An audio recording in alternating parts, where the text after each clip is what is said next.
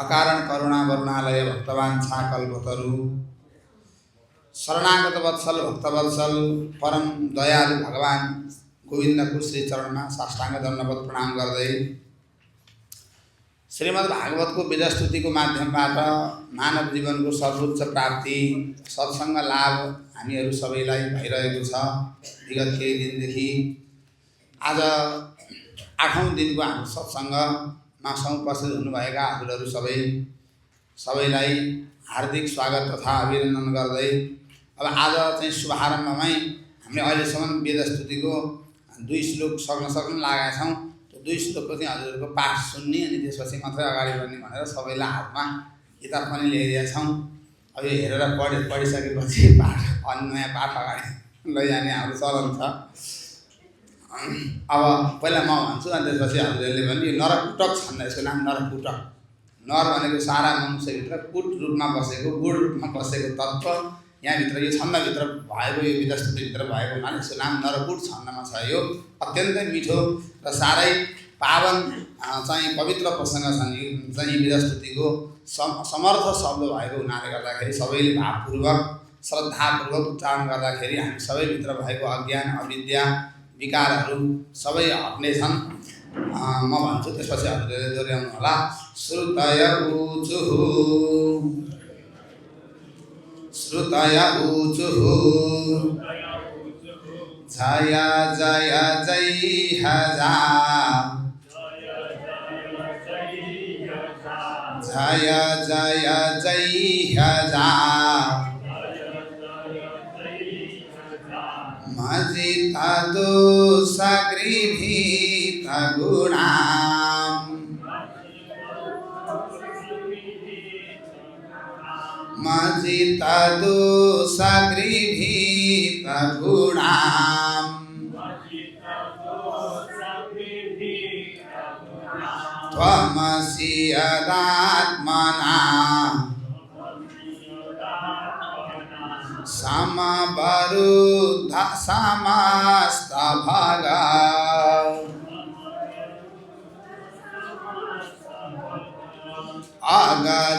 अगजगदुकसा model सत्यवबोधकते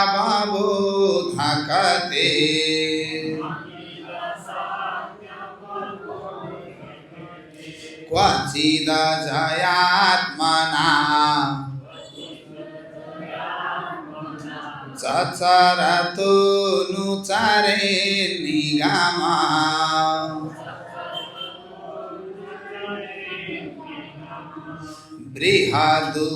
बृहदुपलब्धमे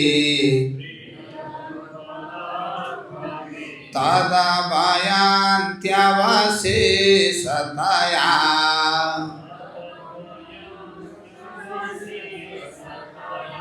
यत उदयास्तमा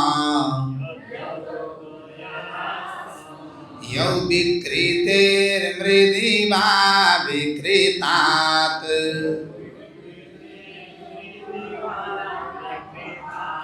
अतरिषयो दधु त्वयि मनोवचनाचरितम्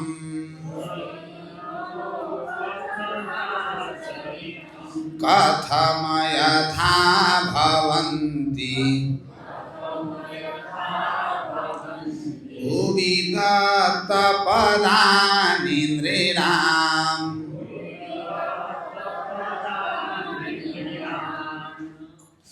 इति तव शूरायास्त्र्यधिपते खिलालोकमलाक्षपणकथामृता धीमवगाह्यतपांसि जहु किमुत पुनः स्वधा मविधुताशयकालगुणा परम भजन्ति ये पदमजस्रसुखानुभवं वीरपुरुष भगवानको। हामीले वेदस्तुतिको अत्यन्तै परम पवित्र प्रसङ्गहरू श्रवण गरिरहेका छौँ। अब हृदयमा कसरी ब्रह्मको अपरोक्ष अनुभूति गर्ने, कसरी अविद्या काम कर्मबाट पार हुने, अविद्या काम कर्मबाट वासनाबाट पार गराउनका लागि वेदस्तुतिले सगुण विलक्षण विग्रह अचिन्त्य स्वरूप धारण गरेर आएको ब्रह्म रूप परब्रह्म रूप परमेश्वरको वेदहरूले स्तुति गरेर हामीहरूको तर्फबाट वेदहरूले प्रार्थना गरिदिए, हे प्रभु, हे परब्रह्म, हजुरले यी जीवहरूमाथि अनुकम्पा गर्नुहोस्, हजुरले अनुकम्पा गर्नै पर्छ, नत्र कोही पनि जीव अविद्याबाट निक्लिन सक्दैनन्। यो अविद्याको घुमरीबाट, यो वासनाको घुमरीबाट, यो विकारको घुमरीबाट कोही पनि निक्लिन सक्दैनन्। यो हामीले सोचे भन्दा अत्यन्तै जटिल छ।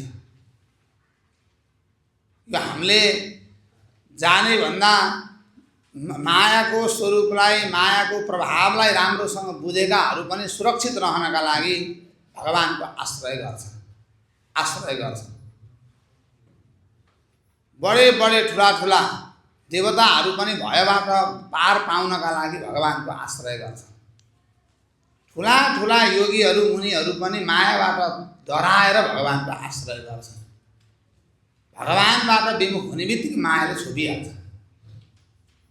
एक मिनट हामी चाहिँ भगवानबाट विमुख रह्यौँ भनेदेखि मायाले चट्टै छोपिहाल्छ। माया त्यस्तो चम्बु, त्यस्तो चतुर, त्यस्तो चलाक र जीवहरूलाई फसाउँदा उसलाई आफू सफल भएको ठान्ने, आफ्नो व्यापार फस्टाएको ठान्ने, सत्सङ्गतिर लागेको देख्न नसक्ने। सत्सङ्गमा जाने बित्तिकै त्यो मायाको सबै कुरो खुर्सिहाल्छ, उसको सबै त्यो नाङ्गिहाल्छ। अविद्याको पन जे छ त्यो अविद्याको पन सबै नाङ्गिन्छ सत्सङ्गमा। त्यही भएर जीवहरूलाई झुक्क्याएर छक्क्याएर कसरी हुन्छ संसारतिर लगाउँदाखेरि आफ्नो व्यापार फस्टाएको, व्यापारीले आफ्नो व्यापार फस्टाएको खुसी हुन्छ। मायाको व्यापार भनेको मान्छे जति संसारी भयो ऊ उति खुसी। मायाले हाम्रो कल्याण चाहन्न, हाम्रो कल्याण चाहने नै वेदहरू भए। त्यस कारणले वेदहरूले भने, हे प्रभु, हजुरले यी जीवहरूमाथि अनुग्रह राख्नुपर्छ, हजुरले अनुकम्पा गर्नुपर्छ, अनि मात्र यी जीवहरू अज्ञानबाट छुट्न सक्छन्, बाहिर निक्लिन सक्छन्। हामीले हजुरका दिव्य चिन्मय गुणहरूको गान गरेका छौँ, वर्णन गरेका छौँ। हजुरका मायातीत गुणहरूको हामीले वर्णन गरेका छौँ। हजुरका ती परम आह्लादकता छ भगवानमा, ब्रह्ममा परम आह्लादकता, सारा जगतलाई आह्लाद दिन सक्ने त्यो महान गुण त्यो परब्रह्ममा भएको, परमात्मामा भएको हुनाले हामीले त्यस्ता हजुरका उदार गुणहरूको वर्णन गरेका छौँ। जो निरपेक्ष मुनिहरूले पनि दिन रात त्यसैको गान गर्ने गर्नुहुन्छ। दिन रात वाल्मीकि जस्ता ऋषिहरूको कामै मुनि भगवानका गुणहरू वर्णन गरेर गान गरेर आनन्दमा डुबिरहेका छन्। सारा देवलोकमा गयो भने पनि त्यही कुरा छ, ब्रह्मलोकमा गयो भने पनि त्यही कुरा छ। परम त्यागी तपस्वी मुनिहरू, हाम्रो यो ब्रह्मानन्द सरस्वती भन्ने हुनुहुन्थ्यो। ब्रह्मानन्द सरस्वती भनेको हाम्रो करपात्र स्वामीजीको गुरु, अखण्डानन्द सरस्वतीको पनि गुरु। उहाँका सर्वसमर्थ शिष्यहरू भए ब्रह्मानन्द सरस्वतीका। यो महेश योगी अहिले जो यो चाहिँ यो महर्षि फाउन्डेसन छ त्यसको मुख्य संस्थापक महेश योगी, त्यो महेश योगी पनि उहाँकै शिष्य। विश्वभरि सनातन धर्मलाई पुर्याउनु हो। ब्रह्मानन्द सरस्वती दिनको 10 किलोमिटर हिँड्नुहुन्थ्यो अरे, त्यो हरे राम हरे कृष्ण गाउँदै के सन्यासी, 100 जना सन्यासीहरूलाई अगाडि पछाडि लगाएर। अनि त्यो किन भन्दा ती मान्छेहरूलाई भगवानको सम्मुख बनाउनलाई, भगवानतिर फर्काउनलाई 100 जनाको टोली बाँधेर हरे राम हरे कृष्ण गर्दै गर्दै त्यो एउटा गाउँ 10 किलोमिटर उहाँहरू हिँड्नुहुन्थ्यो। सन्यासी ज्ञानीहरू त्यसरी नहिँड्ने हो भने गृहस्थीहरूको कसरी कल्याण हुन्छ? गृहस्थीहरू त गृहस्थमै डुब्छन्। सुखाय दुःख प्रभवे सुसज्जते भन्छन् त्यो मुचुकुन्द। जहाँबाट निरन्तर दुःखको सृजन हुन्छ, दुःख जन्मिन्छ, दुःखको मूल जहाँबाट फुट्छ त्यही ठाउँमा सुख खोज्न हिँड्छन् गृहस्थीहरू। दुःखको जहाँबाट मूल स्रोत जहाँ छ त्यहाँबाट सुख आउँछ कि भनेर आशा गरेर बस्छन् गृहस्थीहरू। हे प्रभु, उसले आफ्नो अनुभव सुनाएको मुचुकुन्दले, म गृहस्थी हुँदाखेरि म यस्तो थिएँ, मैले देव दुर्लभ नरस चाहिँ मनुष्य शरीर मैले त्यसै नष्ट गरेँ, अहङ्कारले नष्ट गरेँ, कुसङ्गतले म फसेर मेरो जीवन यसै तहस नहस भयो, यसै बर्बाद भयो। एउटा चक्रवर्ती सम्राट भएर त्यत्रो सेवा गरेकोलाई त ब्रह्म नचिनेकोमा पश्चाताप हुँदो रहेछ। त्यस्तो भनेदेखि हजुर हाम्रो त के भोलि पश्चाताप नहुने कुरो के छ? रहेछ संसार निशा समान, आएन जिउँदै रहँदा नि ज्ञान, आखिर श्री कृष्ण रहेछ एक, न भक्ति हो ज्ञान न भो विवेक। त्यही भएर भगवान शङ्कराचार्यले पनि के भन्नुभयो भन्दा सारमा मोहे नस्ते कह संसार, द्रव्ये नस्ते कह परिवार, भज गोविन्दम गोविन्दम भज मूढमते। शङ्कराचार्य भगवानले त्यसरी निराकार तत्त्वको प्रतिपादन गर्दा गर्दै पनि बीचबीचमा यसरी गोविन्दलाई घुसाइरहनु परेको छ। अन्तिममा आफ्नै आमाले मलाई श्रीकृष्णको दर्शन गराइदेऊ बाबु भन्नु। शङ्कराचार्य भगवानको आमाले पछि गोपाल कृष्ण तत्त्व त्यो कहाँ घुसिया छैन, त्यसले कसलाई प्रभाव पारेको छैन।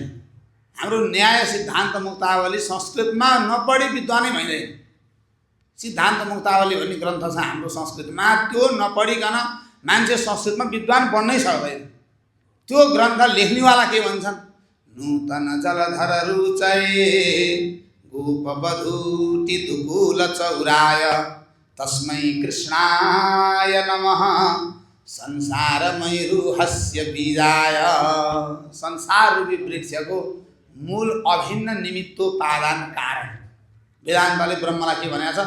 अभिन्न निमित्तोपादान कारण हो ब्रह्म। ब्रह्म नै जगतको रूपमा विवर्तित हुने देखा पर्ने। यो जगतको चाहिँ सर्वस्व त्यो अभिन्न निमित्तोपादान कारण भइसकेपछि जगत भन्ने चिजै छैन, त्यही ब्रह्म मात्रै हो।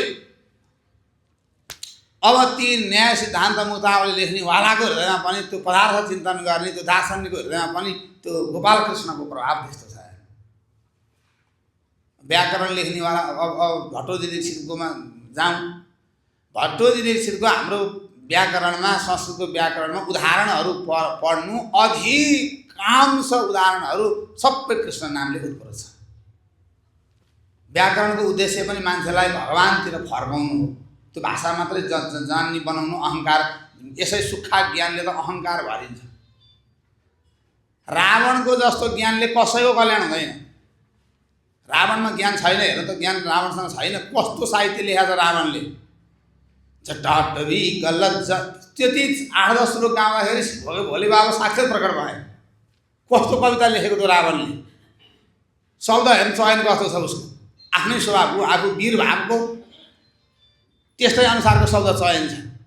रावणले लेखेको त्यो वीर भावको हुनाले त्यो दयालु हृदय नभएको क्या, त्यो हृदयमा सरसता नभएको, रसिलो हृदय नभएको, डङडङ र डुङडुङ मात्रै भएको। शब्द पनि त्यस्तै खालको छ, सबैलाई नाचौँ नाचौँ ग्रुप ग्रुप पारौँ पारौँ जस्तो लाग्ने खालको।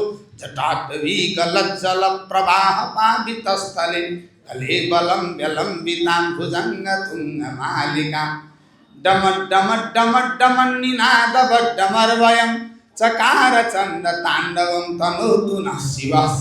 शिवजीलाई त्यसरी बुझ्ने रावण, त्यस्तो कविता लेख्ने रावण मूर्ख थियो। त्यो रावणको ज्ञानले रावणको कल्याण गरेन। ज्ञान कस्तो चाहिन्छ भन्दा ज्ञान रामको जस्तो चाहिन्छ।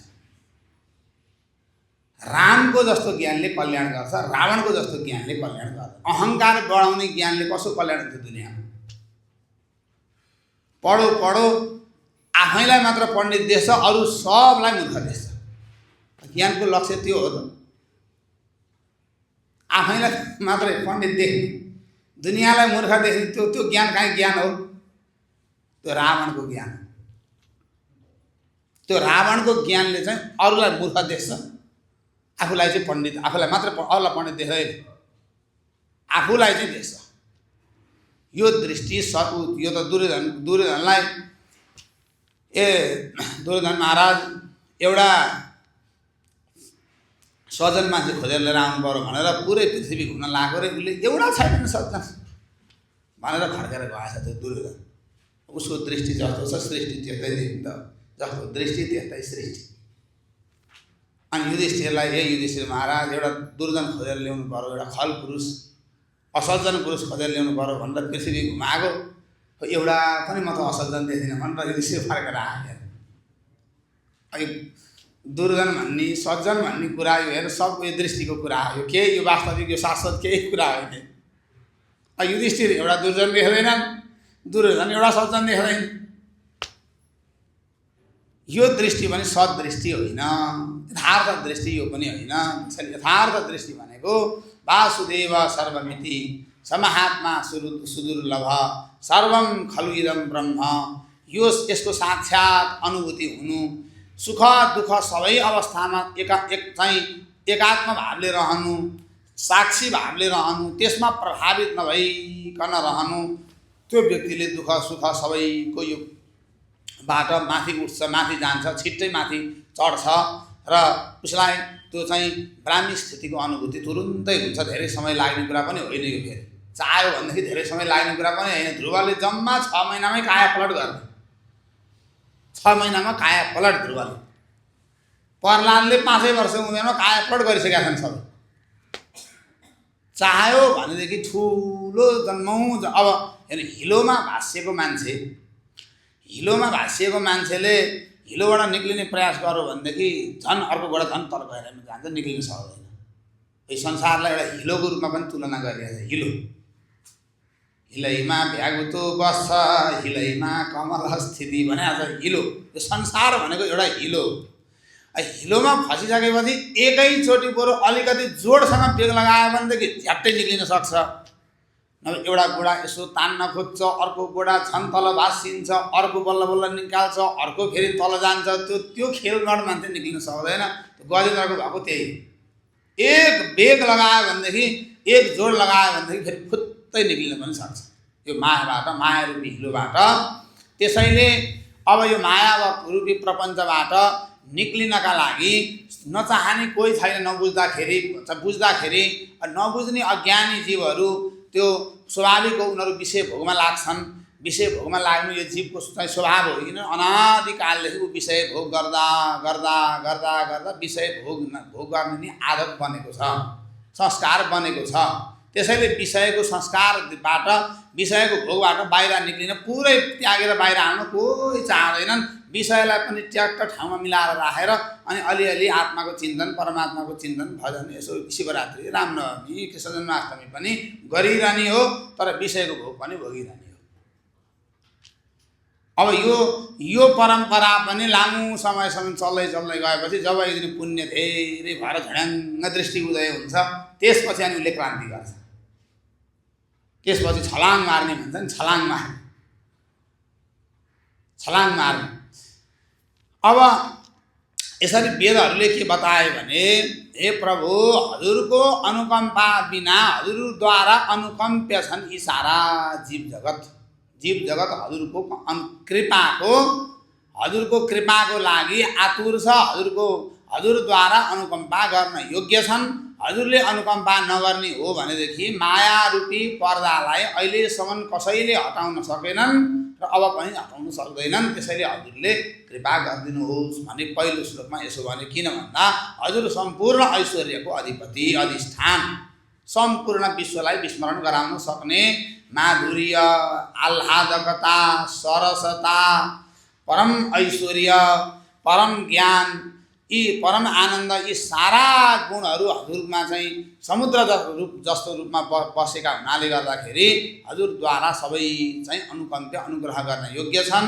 सम्पूर्ण ऐश्वर्यको अधिष्ठान अनन्त अनन्त ब्रह्माण्डको अधिष्ठान हजुर भएको हुनाले हजुरले कृपा नगरिकन त्यो हजुरको स्वरूपको आस्वादन जीवले गर्न सक्दैन। त्यो पर्दा हजुरले हटाइदिनुपर्छ।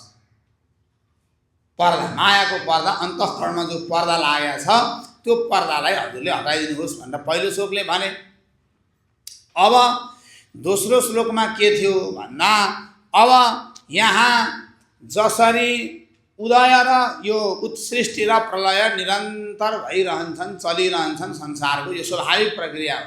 मृत्युसँग पनि कोही विचलित हुनुपर्ने जरुरी छैन। मृत्युसँग पनि विचलित हुनुपर्ने कुरा छैन। जन्मसँग पनि विचलित मोहित हुनुपर्ने कुरा छैन। यो निरन्तर संसारको सबैको चल्छ। शरीर जसको जातस्य हि ध्रुवो मृत्युर ध्रुवम जन्म मृतस्य च तस्माद् अपरिहार्येऽर्थे न त्वं शोचितुमर्हसि। यसमा शोक गर्न योग्य छैन कसैले पनि। कसैले कसैका लागि शोक गर्न योग्य छैन। त्यो अधिकार हामीलाई सधैँ छैन।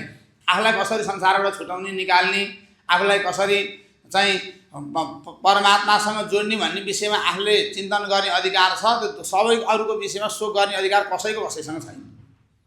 कसैमा पनि छैन। असङ्ग रहने। अब यसरी अब हे प्रभु हजुरमा नै ऋषयः भनेको सम्पूर्ण ऋषिहरूले मनोवचनाचरितं दधु। यो रहस्य बुझ्नेहरूले हजुरमा सम्पूर्ण मन वचन कर्म सबै हजुरमा नै अर्पण गरे, हजुरमा नै समर्पित गरे। मन पनि मन कसलाई दिने? संसारलाई मन दिँदाखेरि सबैको दुर्दशा भएको छ। मन दिने कसलाई? बुद्धि दिने कसलाई? भीष्म पितामहले के निश्चय गर्नु? इति मतिरूपकल्पिता वितृष्णा भगवती सात्वत पुङ्गवे विभुम्नि स्वसुखमुपगते क्वचिद्विहर्तुं प्रकृतिमुपेयुषि यद्भव प्रवाह।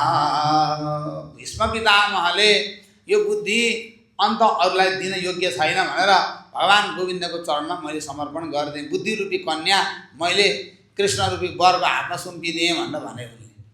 यदि मति रूपकल्पिता बुद्धि रूपी कन्या। कस्तो कन्या भन्दा अव्यभिचारिणी कन्या, चोखी कन्या, कहीँ कतै पनि नलपतिएकी, सुशील, रूपवती, शीलवती, गुणवती, सम्पूर्ण निश्चल निष्कलङ्क चरित्र भएकी यस्ती बुद्धि गोविन्दले स्वीकार्छन्। त्यो दसतिर लागेको बुद्धि भगवानले स्वीकार्दैन। त्यही भएर विश्वविद्यालयमा के भन्छन्? कहीँ कतै नलागेको मेरो बुद्धि, घटमानी नलाग्या, पटमानी नलाग्या, रूपमानी नलाग्या, रसमानी नलाग्या, गन्धमानी नलाग्या, स्पर्शमानी नलाग्या, शब्दमानी नलाग्या, शब्द भोग, रूप भोग, स्पर्श भोग, काम भोग, यी सारा भोगबाट वितृष्ण भएको चोखो पवित्र मेरो बुद्धि, त्यो बुद्धिलाई स्वीकार्छ ईश्वर। त्यो दही भने नि त्यस्तै हो। त्यो दही भने चोखो वस्तु, नरम वस्तु, शीतल वस्तु, फाइदा गर्ने वस्तु भयो हुनाले उच्चोर्न जाने। त्यस्तो मन बनाउनु भयो भने त्यो वहाँ ब्रजमा मात्र होइन, त्यो जाउँदाखेरि नै आउँछ। त्यस्तो हृदय भयो भनेदेखि त्यो जहाँ पनि आउँछ। साथै छौ तर लुक्नमा चतुर छौ, हाँसिरहन्छौ लुकी, त्यही तिम्रो रसरङ्गमा सरसिलो यो सृष्टिको चकचकी। साथै छौ तर लुक्नमा चतुर छ। त्यो लुक्नमा बडो चतुर छ।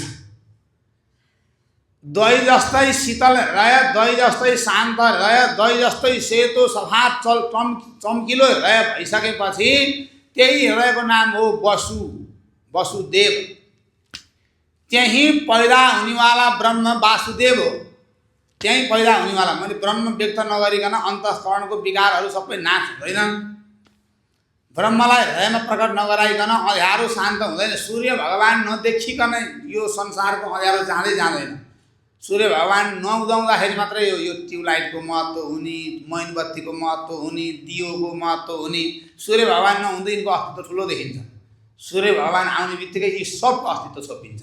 त्यसै गरी ब्रह्म उदय नहुन्जेल मात्रै हो छोरोमा आसक्ति हुने, छोरीमा आसक्ति हुने, ज्वाइँ सम्धी सम्धिना सबैतिर आसक्ति हुने भनेको कहिलेसम्म हो भन्दा त्यो ब्रह्मको आभास अनुभूति नहुन्जेल चाहिँ हुन्छ। त्यो भएपछि अनि सब आसक्ति सबैतिर लागेको त्यो दृष्टि सब भङ्ग हुन्छ। त्यो मिठो आस्वादन पाएपछि र सुरक्षित आस्वादन पाएपछि त्यो असुरक्षित र त्यो एकछिन 2 छिन यसो झारास झुलिस देखिने विषय सुखको पछाडि मान्छे स्थायी सुख पाएपछि लाग्दैन। त्योभन्दा स्थायी सुख मिठो सुख देखेपछि छोडिदिइहाल्छन्। सारा जीवले त छोडिदिन्छ। त्यस कारणले हे प्रभु, हजुरले आफ्नो त्यो महामहिमामय स्वरूपको आस्वादन गराइदिनुहोस् जीवलाई वेदले भनिरहेछ। त्यो हजुरको महामहिमामय स्वरूप जहाँ ब्रह्मा नतमस्तक छन्, इन्द्र नतमस्तक छन्, कुबेर नतमस्तक छन्, बडे बडे योगीन्द्र मुनिन्द्रहरू परमहंस चक्र चूडामणिहरू जहाँ नतमस्तक भएर शिर निहुराएका छन्, जसको ध्यानमा आफूलाई सुरक्षित ठानेका छन्, त्यस्तो हजुरले आफ्नो स्वरूपको अनुभूति गराइदिनुहोस् जीवलाई। माया हटाइदिनु भनेको यही। माया हटाइदिनुको मतलब के हो? माया हट्ने बित्तिकै त्यो मात्रै छ, अरू केही पनि छैन। यो त मायाले पो संसार देखाइदियो त। यहाँ मायाले संसार देखाइदियो। एउटा व्यक्तिले एउटा घोडा पालेर छ, हेर्नु, त्यो घोडा पालेर छ। त्यो घोडा हरियो घाँसदेखि बाहेक खाँदैन। अनि उसले एउटा चस्मा पसलमा गएर, ए दाजु, यो मेरो घोडालाई यो हरियो देख्ने बनाइदिनु पर्यो भन्ने छ। र अनि एउटा चस्मा बनाउनु लागेछ, सुकेको पराल लगाएर हालिदिन्छ, त्यो हरियो देख्छ त्यो घोडाले। अनि त्यो हरियो देखेपछि ऊ त्यो सुकेकोलाई पनि मागेर खान्छ क्या। जीवहरू सबै छैन, रस के पनि छैन, तैपनि एकदम रस आए जस्तो भइरहेछ। एउटा उपनिषदमा एउटा कथा आउँछ, हेर्नु।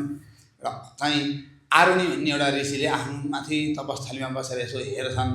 एउटा पसलेले त्यो मासु बेचेर त्यो मासुको हड्डी फ्याँकिदिन्छ। त्यो खानाका लागि कुकुरहरू जम्मा हुन्छ। एउटा कुकुरले एउटा हड्डी समाउँछ, त्यो कुकुरलाई 10वटा कुकुरले टोक्छन्। त्यहाँ रस छैन, सार छैन। तर त्यसले त्यो एउटाले दाँतले च्यापेर देख्ने बित्तिकै त्यो 10औँवटा कुकुरलाई यसले त सर्वस्वै खायो भन्ने फेरि ठान्छन्। आजको संसार राग र द्वेषले यसरी डढिरहेको छ। गाउँ टोल घर परिवार राग र द्वेषको आगो डढेलो सल्किया छ पुरै। राग र द्वेषको डढेलो। आज मान्छे आफ्नो दुःखले त्यति दुखी छैन, अर्काको सुख देखेर बढी दुखी छ। छिमेकीको सुख देखेर दुखी छ। दाजुभाइको सुख र उन्नति देखेर मान्छे दुखी छ। राग र द्वेष। अब त्यो कुकुरले के गर्यो भन्दा त्यो हड्डी जबसम्म उसले च्यापिराख्यो, उसको शरीर पुरै रक्ताम्य बनायो अरू कुकुरहरूले टोकेर। अनि त्यसले अलिकति त्यो हड्डी छोडिदिने बित्तिकै अरू 10वटा कुकुर त्यो हड्डीमा झगडा गर्न थाले। ऊ त्यहाँबाट निक्ल्यो, शीतल शान्ति पायो। त्यो ऋषिहरूले विचार गरे, यो संसार ठ्याक्कै यस्तै हो। के नमानेर पैसो समाउँदाखेरि, के नमानेर संसार समाउँदाखेरि यही कुकुरहरूको जस्तो हालत हुन्छ। त्यो छोडिदिने बित्तिकै शान्ति पायो त्यसले। त्यो त्यहाँ छन नि केही थिएन, त्यहाँ सार केही छैन, रस केही छैन। तर रस बुद्धि, त्यहाँ रस छ भन्ने यो भ्रम बुद्धि, यो बुद्धिले मान्छे संसारमा फसिरहेछ। त्यसैले संसार छोड्न कोही पनि चाहँदैन। अब हे प्रभु, हे परमात्मन, हजुरले आफ्नो मिठास स्वरूपको अनुभूति गराइदिनुहोस् कि जीवलाई। माया हटाइदिनुहोस् को अर्थ यही। हजुरको महामहिमालाई बुझिसकेपछि, जानेपछि, त्यसको आस्वादन भएपछि, जसरी प्रहलादले संसार छोडे, जसरी गोपीहरूले सम्पूर्ण कुरा परित्याग गरे, त्यसै गरी सबैको स्थिति परिस्थिति त्यस्तै बन्छ। त्यसैले हे प्रभु, यी जीवमाथि हजुरले दया गरिदिनुहोस् र मायाको पर्दालाई हटाएर आफ्नो परम ब्रह्म स्वरूपलाई, आफ्नो चिन्मय सच्चिदानन्द स्वरूपलाई देखाइदिनुहोस्। त्यो देखाइदिने बित्तिकै त्यो जीवको पनि स्वरूप त्यही नै हो, सच्चिदानन्द स्वरूप हो उसको पनि। एक चम्ची जललाई पनि जलै भन्ने हो, एक ट्याङ्की जललाई पनि जलै भन्ने हो, एक चम्ची जललाई पनि त जलै भन्ने हो। त्यस कारणले अब साँच्चै प्यास लागेको छ भने साँच्चै भोक लागेको छ भने, भोक लागेको छैन भनेदेखि त्यसको अगाडि खिर दिने, पुरी दिने, त्यसलाई मिठो मिठो महँगो पानी भाडबटेनीबाट किनेर ल्याएर दिने। मिठो छ भन्छ, टन्न भएको छ, भोकाएको मान्छेलाई दिनु त, अमृत मान्छ त्यसले। अब जन्म मरणको यो चाहिँ पीडाबाट जो निक्लिन जसलाई इच्छा छ, ती व्यक्तिहरूलाई हजुरले अनुकम्पा गर्न योग्य हुनुहुन्छ। अब न इच्छा नहुने, मुमुक्षा नहुनेलाई पनि गरेर त निकाल्न पर्यो ईश्वरले त। उसको जिम्मेवारी त ठुलो छ। एउटा सामान्य अलिकति दृष्टि खुलेको विवेकी मान्छेको त विवेकीको टाउकोमा ठुलो जिम्मेवारी हुन्छ, मूर्खको टाउकोमा केही पनि जिम्मेवारी हुँदैन। उसलाई भोक लाग्यो खाइदिन्छ, निद्रा लाग्यो सुत्दिन्छ, 8 बजेसम्म सुतो भने पनि अब केही भन्न सकिँदैन। मूर्खको टाउकोमा जिम्मेवारी हुँदैन, तर विवेकीको टाउकोमा ठुलो जिम्मेवारी हुन्छ। पितृ पनि उसैले भन्नु पर्यो, कुल पनि उसैले भन्नु पर्यो, श्राद्ध पनि उसैले गर्नु पर्यो, सत्सङ्ग पनि उसैलाई सुन्न पर्यो, उता पनि मिलाउनु उसैले पर्यो, उता पनि मिलाउनु उसैले पर्यो। विवेकीको टाउकोमा धेरै जिम्मेवारी हुन्छ, मूर्खको टाउकोमा जिम्मेवारी केही पनि हुँदैन। केही जिम्मेवारी हुन्छ, मूर्खको टाउकोमा के जिम्मेवारी हो? त्यसैले अब यस मूर्खताबाट, जडताबाट यो संसारलाई निकालिदिनु हो। संसार के छ? मूर्ख छ। संसार जडतामा प्रवेश गरेको छ। जडताबाट, संसार मूर्खताबाट हजुरले निकालिदिनुहोस्। किन भन्दा बडे बडे ऋषिमुनिहरूले पनि हजुरमै चित्त लगाए। हत ऋषयो दधुस्त्वयि मनोवचनाचरितम। दधु भन्ने पद आयो। दधु, दधु शब्दको अर्थ हो धारण गरे। मनलाई धारण गरे भनेको मनले नारायणको चिन्तन गर्न थाले। ऋषिहरूले बुझे, कुरा बुझे। अब अन्त अरू चिन्तन गर्न योग्य छैन। वचन भनेको, वचनले ईश्वरको नाम गाउन थाले, ईश्वरको गुण गाउन थाले, ईश्वरको दिव्य दिव्य लीला रसा स्वादन गर्न थाले, ईश्वरको मधुराति मधुर नामहरूको आस्वादन गर्न थाले। ऋषिहरूले वचन दिने भनेको त्यही हो। अरू विषयमा, संसारका विषयमा थोरै चर्चा, कम चर्चा गर्ने, ईश्वरको चर्चा धेरै गर्ने, ब्रह्मको चिन्तन धेरै गर्ने। गर्नाले के हुन्छ भन्दा मन, वचन, कर्म सबै पवित्र हुन्छन्, शुद्ध हुन्छन्, सबै शुद्ध हुन्छन्। चाहिँ मन, त्यसपछि वचन, चरितम भनेको आफ्नो सम्पूर्ण कर्म चेष्टालाई पनि उतैतिर अर्पण गरे। चेष्टा कसका लागि देखाउने? अब चेष्टा कसका लागि? चेष्टा पनि सबै उतैतिर फर्काए। सम्पूर्ण चेष्टा उतैतिर फर्कियो। यसरी ऋषिहरू पनि कृतकृत्य भए, कृतार्थ भइरहेका छन्, धन्य भइरहेका छन्। यदि ऋषिहरूले पनि परमात्मामा मन मस्तिष्क लगाएन भनेदेखि ऋषिहरूको पनि महिमा बन्दैन। सुखदेवको महिमा यसरी बन्यो। के कारणले बन्यो भन्दा सुखदेव ज्ञानको यसै महिमा हुन्छ। ज्ञानको यसै प्रशंसा हुन्छ। ज्ञान पढेका मान्छेको यतिकै महिमा हुन्छ। नैष्कर्म्यमप्यच्युत भाव वर्जितम न शोभते ज्ञानमलं निरञ्जनम। ज्ञानको पनि शोभा कहिले हुन्छ अरे? पूर्ण शोभा कतिखेर हुन्छ अरे? ज्ञानको गौरव, ज्ञानले गौरव कतिखेर पाउँछ अरे भने त्यो पनि ईश्वर प्रेमसँग जोडियो भनेदेखि त्यो ज्ञान बल्ल ज्ञान जस्तो हुन्छ अरे। शोभा पाउँछ अरे क्या। शोभा पाउने र शोभा नपाउनेमा फरक पर्छ। शोभा पाउने र शोभा नपाउनेमा चैतन्य महाप्रभुले के भन्नुभयो भनेदेखि चेतो दर्पण मार्जनम भवमहा दावाग्नि निर्वापणम श्रेयः कैरव चन्द्रिका वितरणम विद्या वधु जीवनम। विद्या भने चाहिँ नारी हुँदै, सुशील नारी विद्या भने। अनि श्रीकृष्णको कीर्तन, श्रीकृष्णको चाहिँ उपासना, श्रीकृष्णको नाम जप चाहिँ के हो अरे भन्दा त्यो चाहिँ पति हो अरे। पति र पत्नीसँगै हुँदाखेरिको शोभा र गौरव त्यो पति गइसकेपछि हुँदैन। पति सिउँदोमा सिन्दुर लगाएको, रातो साडी लगाएको, चुरा लगाएको नारीको जुन शोभा हुन्छ त्यो चाहिँ भक्ति हो अरे क्या। त्यस कारणले त्यो चैतन्य महाप्रभुको दृष्टिमा थिथु दर्पण मार्जनम भव महा दावाग्नि निर्वापन। दावाग्नि भनेको संसारको डढेलोलाई, निर्वापन भनेको निभाउने वाला। दावाग्नि निर्श्रेय कैरव चन्द्रिका वितरणम विद्यावधु जीवनम। विद्यारूपी वधुको जीवनम भनेको पति। आनन्दाम बुद्धिवर्धनम प्रतिपदम पूर्णामृतास्वादनम। चैतन्य महाप्रभुको त सबभन्दा ठुलो कीर्तन भक्तिको आचार्य हो चैतन्य महाप्रभु। सुखदेव स्वामीलाई पनि कीर्तन भक्तिको आचार्य भनिएको छ। चैतन्य महाप्रभु कीर्तन भक्तिको आचार्य। यो अहिले लोकमा जो नाम कीर्तनको जो प्रचार भएको छ, यो सबका पछाडि चैतन्य महाप्रभुको हात छ।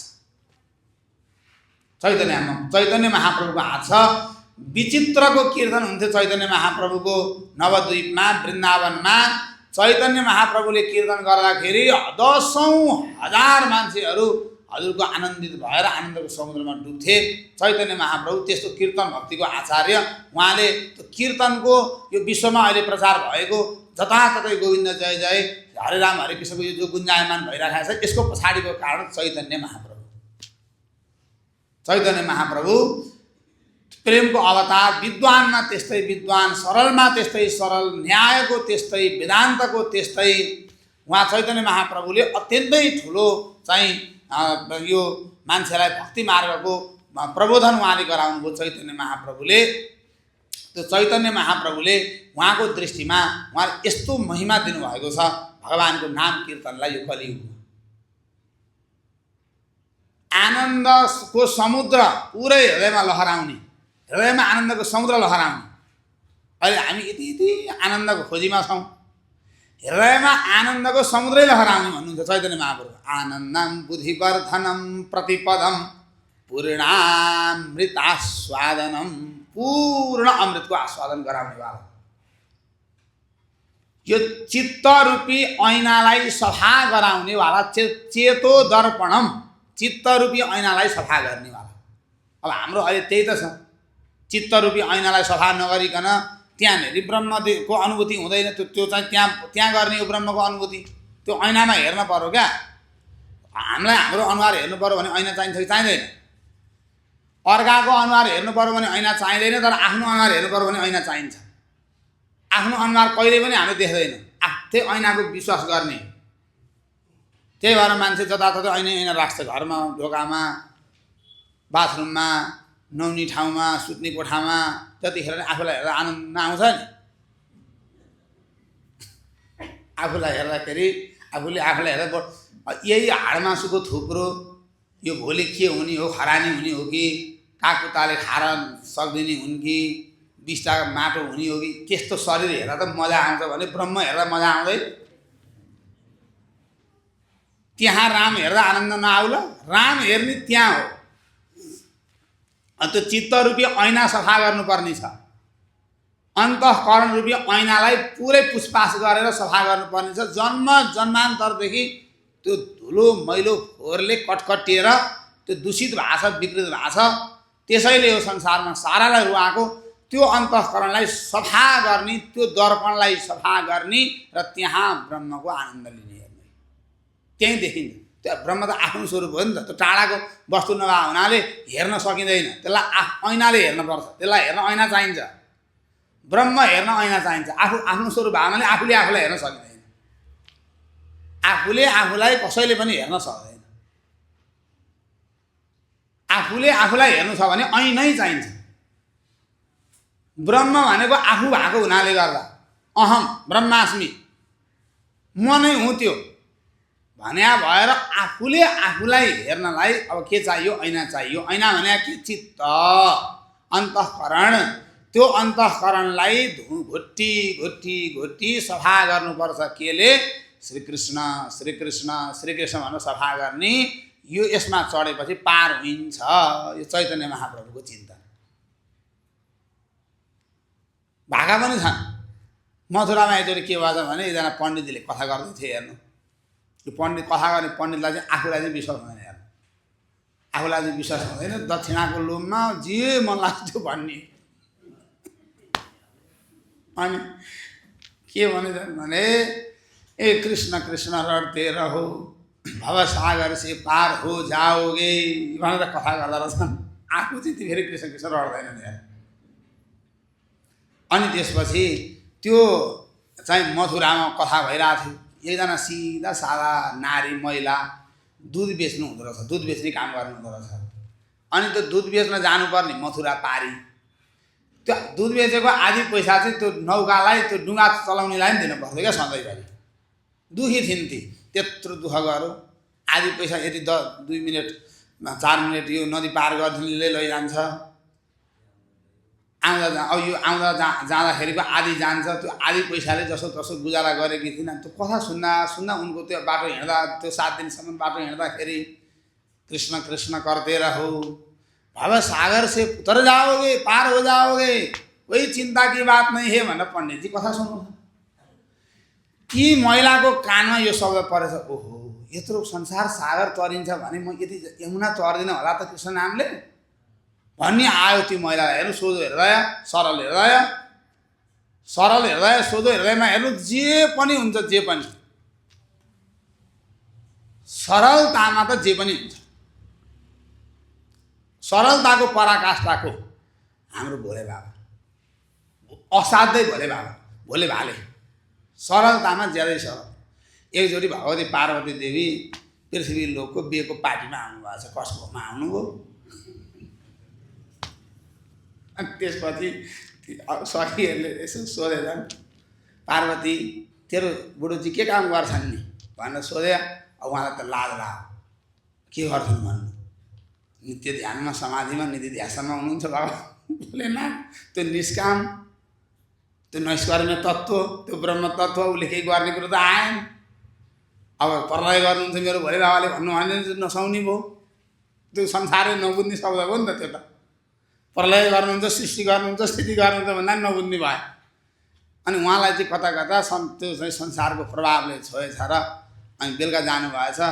अब त्यसपछि भोले बाबासँग भन्नुभएछ, हे स्वामी मलाई त लाजै भयो, हजुर नि केही इलाम यसो केही काम गर्नुहोस् न। यसो साथीहरूले के गर्नुहुन्छ भनेर सोध्छन्, के भन्नु, कसरी चलेको छ घरबार भनेर सोध्छन्, मलाई त लाजै भयो। अनि त्यसपछि के गरौँ त, के गरौँ मलाई तिमी भन नि त भने। यतिखेर भगवान् श्रीकृष्ण त म पृथ्वी लोकमा झरेर गाई चराउनु थाल्नु भएको छ अरे। हजुरले नि गाई पालन सालन केही यसो गरे हुँदैन, खेतीसेती गरे नि भयो भनेर भनिदिनु भएको छ पार्वतीले। हो ल भगवान्ले गाई पालन सुरु गर्नुभयो भने म चाहिँ खेती सुरु गर्छु भन्नुभएको छ भोले बाबाले। म खेतीपात किनभने मल पनि पाइयो सजिलैसँग। अब त्यसो भए म सल्लाह गर्छु भनेर अनि ल कहाँ उतै जाने खेती गर्न, म वृन्दावनतिरै जान्छु, उतै मथुरातिरै जान्छु, त्यहाँ जग्गा जमिन पनि अलि मलिला छन्, रसिला छन्, उतै गएर अब खेती गर्ने हो भनेपछि एक्लै गर्न सक्नुहुन्छ त तपाईँले? खोइ मलाई त्यति विश्वास छैन, हजुरको भन्नुभयो। अब आफ्नो श्रीमानले के कति गर्न सक्छन् श्रीमतीलाई थाहा भइहाल्छ। अनि त्यसपछि कोसँग मिलेर गर्नु भन्दा है हजुरको अब सबभन्दा दोस्ती विष्णु भगवान्, हरि र हरको जोडी। अब भगवान् गाई गर्न थाल्नु भएको छ, समय निकाल्नु होला, उहाँसँगै पार्टनरसिप गरे भइगयो नि त अलिकति भनेर पार्टनरसिपमा काम गर्ने कुरो हो श्रीकृष्ण भगवान्सँग मिलेर। अनि फेरि श्रीकृष्ण भगवान् त अलिक बाटो पनि हुनुहुन्छ नि, उहाँ त कुटनीतिमा पनि एकदम चलाक हो, 1 नम्बर हो। अलिक होसियारी हुनु पनि भन्नुभयो, सिकाइदिनु भयो। त्यो साह्रै भोले भाले भएको थाहा भएको उनीहरूले गर्दाखेरि सिकाएर पठाइदिनु भयो। अनि हुन्छ ल म खेती गर्छु भनेर भोले बाबा मजाले अब कोदालो सोदालो व्यवस्था गर्ने, कोदाली सोदाली सबैको व्यवस्थापन गरेर अब पृथ्वी लोकतिर झर्नुभयो। झरिसकेपछि अनि भगवान्ले श्रीकृष्ण भगवान्सँग सरसल्लाह गर्नुभयो, हे प्रभु अब म त बसी खप्नु भएन घरमा, खेती गर्न भनेर आएको प्रभु, अब यसै बसेर खान पनि गाह्रो लाग्नु त संसारमा भनेर भोले बाबाले सुनाइसकेपछि अनि ए प्रभु अब त्यसो केही गरौँ त, म पनि अहिले टन्न गाई फार्महरू खोलेर हेर्नु त गाई गाई सबै गाई चराउनु थालेको छु भन्नुभयो भगवान्ले। अनि त्यसो भइसकेपछि अब त्यसो भयो, अब हजुरले खेती गर्ने मानसिकता बोकेर आउनु भएको छ, हुन्छ खेती गरौँ त हजुर र म मिलेर गरौँ, आधी आधी गरौँला, जो पाएको जो भएको भनेर भनेको। अनि देवीले माताजीले के भनेर पठाउनु भएको छ भने हुन्छ खेती गर्नु, हजुरसँग मिलेर पार्टनरसिपमा गर्नु भन्नुभएको छ। लु त्यसो भए त्यही सरसल्लाह गरौँ। अनि के भाग लाउँदा कसरी लाउने, के अहिले लाउने त्यो पनि त पहिले अगाडि क्लियर गर्नु पर्यो। अनि त्यसो भएदेखि अब हुन्छ त्यो पनि सरसल्लाह गरौँ प्रभु, अहिले नै गरौँ भनेपछि अनि माताजीले केही भन्नुभएको छ कि छैन भनेको भन्नुभएको छ। तल जतिको चाहिँ सबै मेरो भागमा मलाई दिनु रे हजुरले, माथिको हजुरको भाग रे भनेर खेती गर्ने कुरो सब सल्लाह भएन। भगवान् श्रीकृष्ण चलाक, भगवान्ले हुन्छ ल यो म यसो माटो साटो पनि विचार गर्छु देखाउँछु। अब प्रभु यो गोलमेडा रोपौँ भने भगवान् भोलि बाबा अहिलेसम्म गोलमेडा देखाएर हिँड्छ। गोलमेडा तल फल्छ कि माथि फल्छ थाहा रहन्छ। अनि त्यसपछि अब मजाले दुईजना मिलेर गोलमेडा खेती गर्नुभयो। अब माथि फल्यो गोलमेडा जति, अब त्यो तलको सबै घाँस जति बोकेर नन्दी माथि चढाएर भोलि बाबा कैलाश पर्वत अब टन्न खेती गरेर आउला, कमाइ खाउँला भनेर बसेको घाँसै घाँस। अनि हो हजुरले खेती गरेर खाइएला जस्तो छैन भन्नुभयो भगवती पार्वतीले। अनि त्यसपछि तिमीले त्यही जे भन्यो मैले त्यही गरेँ, अब तलको लिनु भने त्यो तल यही थियो भन्नु बोले बाबा। अनि त्यसपछि त्यसो भए फेरि चाहिँ फेरि अब गर्छौँ नि एकचोटि असफल भएर के हुन्छ, फेरि अब माथिको लिएर आउँछु भन्नु। अब माथिको लिएर आउँछु भनेर भोले बाबा जानुभयो। अब आएपछि भगवान् श्रीकृष्णसँग सरसल्लाह भयो। अब के प्रभु अब फेरि खेती गर्नुपर्ने हो, अस्तिको खेती अलिक मलाई राम्रो त्यति परेन भन्नु। अनि अब खेती गर्दाखेरि अब के गर्ने त खेती भन्दाखेरि भगवान् श्रीकृष्णले प्रभु अब चेन्ज गरौँ, यो गोलमेडा त्यति राम्रो भएन, अब आलु रोपौँ। अब आलु जति तल फल्ने हो भोले बाबा फेरि आलुको त्यो घाँस बोकेर जानुभयो पनि। हजुर भोले बाबा नि भोले बाबा हुनुहुन्छ भनेर पार्वतीजीलाई पनि अर्थ लाग्यो अरे भोले बाबाको। अब दोस्रोचोटि नि यस्तो भयो, तिनचोटिसम्म त मान्छेले अवसर पाउँछ। ल अब अन्तिम एकचोटि अब चाहिँ म तलकै लिएर आउँछु, होइन अब चाहिँ तलको र माथिकै म लिएर आउँछु भनेर हाल्नुभयो। तलको नि मेरो भाग हुन्छ, माथिको नि मेरो भाग हुन्छ भनेर लिएर आउनु भएको। भगवान् श्रीकृष्णसँग सल्लाह गर्न आउनुभयो। प्रभु अब यो आलुतिर लागौँ हामी, अब हामी मकै रोपौँ। तलको ढोड र माथिको ढोड जति उहाँ नन्दीमा चढे सबै कैलाशमा। भोले बाबाको यस्तो भोले भन्छ हेर्नु, खाली सोझो साधुले सधैँभरि संसारमा ठगिन्छ। हाम्रो भोले बाबाको त्यस्तो छ, यो सरलतामा अत्यन्तै विचित्र शक्ति लुकेको हुन्छ सरलताभित्र। मैले अर्को एउटा दृष्टान्त सम्झेँ सरलताको, समय नभए हुनाले त्यो चाहिँ मैले सुनाइनँ अहिले। हजुर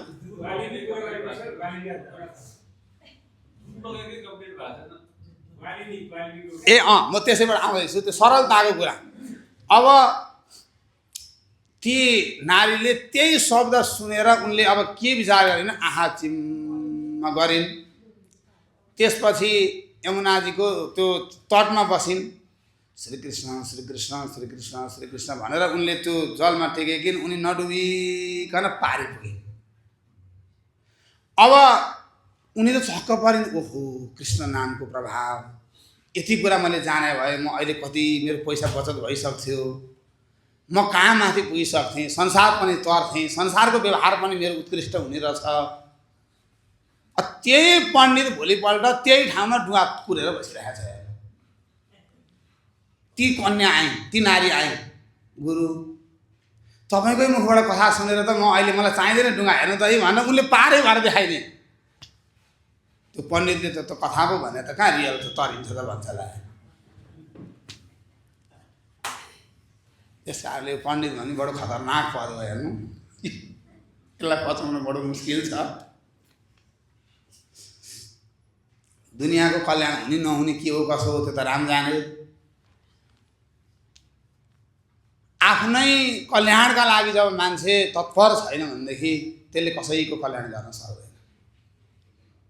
आफ्नै कल्याणका लागि जबसम्म मान्छे तत्पर छैन, इमान्दार छैन, तबसम्म कसैको कल्याण गर्न सक्दैन।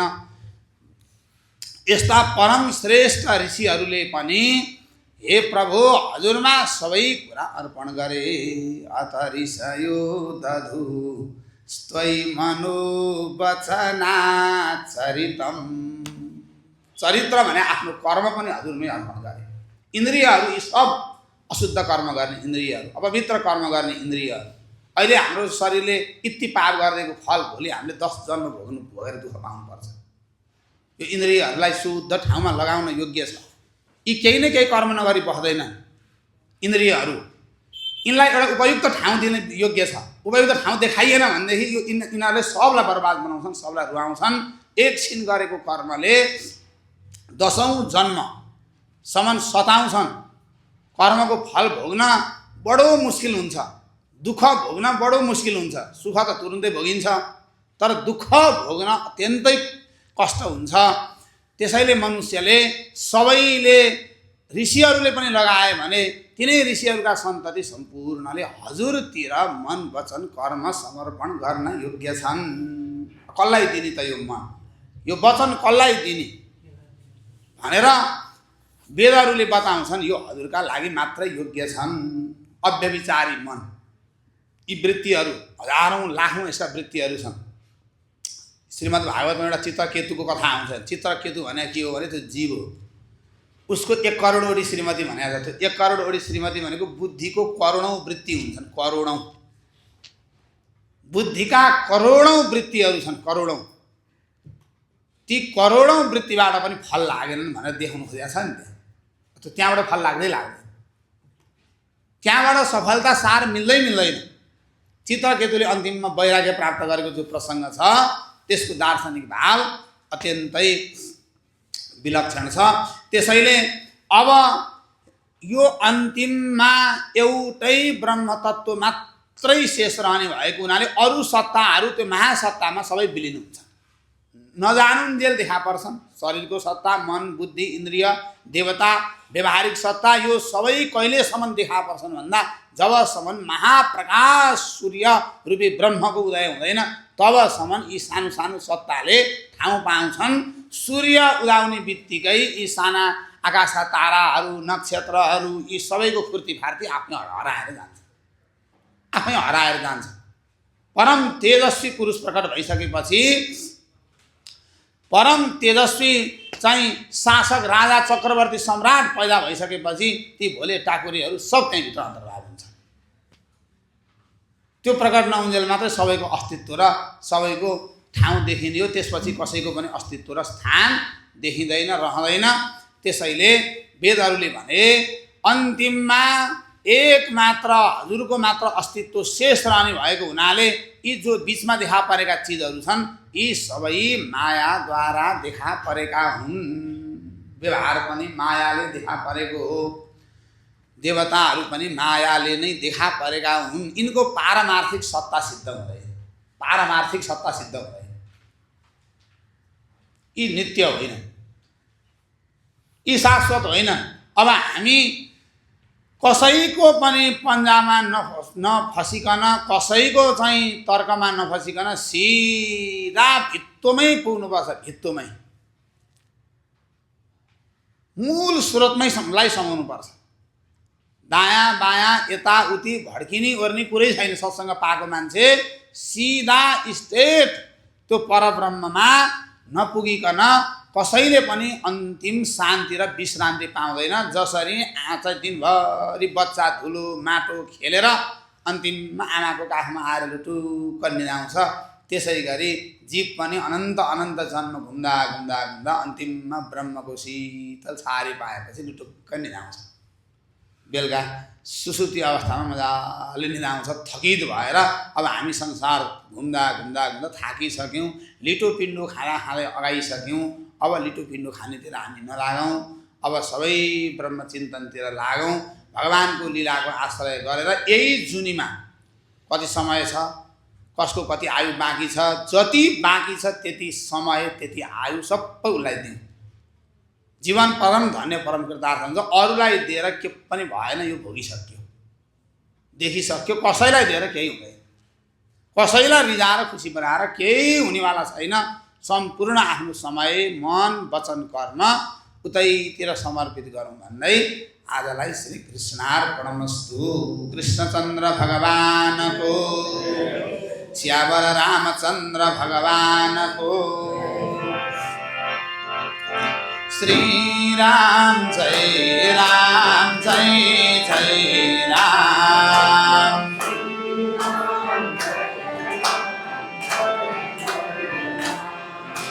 श्री राम जय राम, जय जय राम।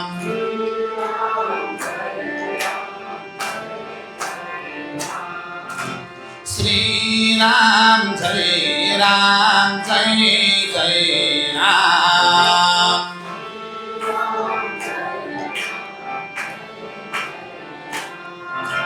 श्री राम जय जय राम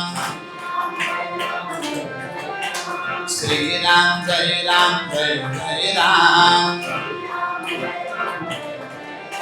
श्री राम जय जय राम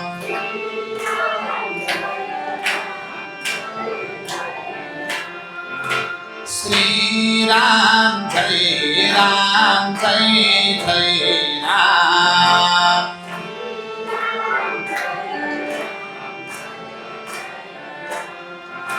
श्री राम जय जय राम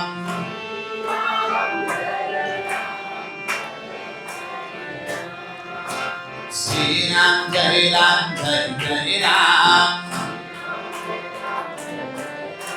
श्री राम जय जय राम श्री राम जय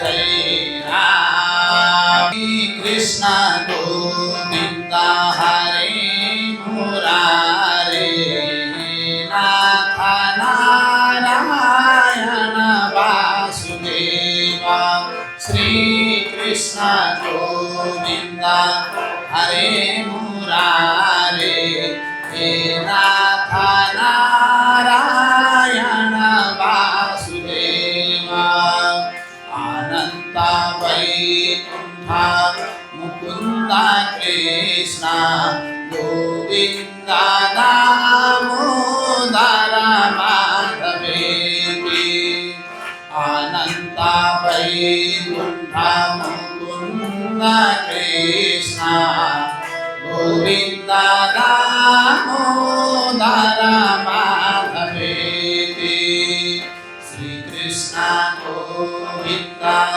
हरे मुरारे।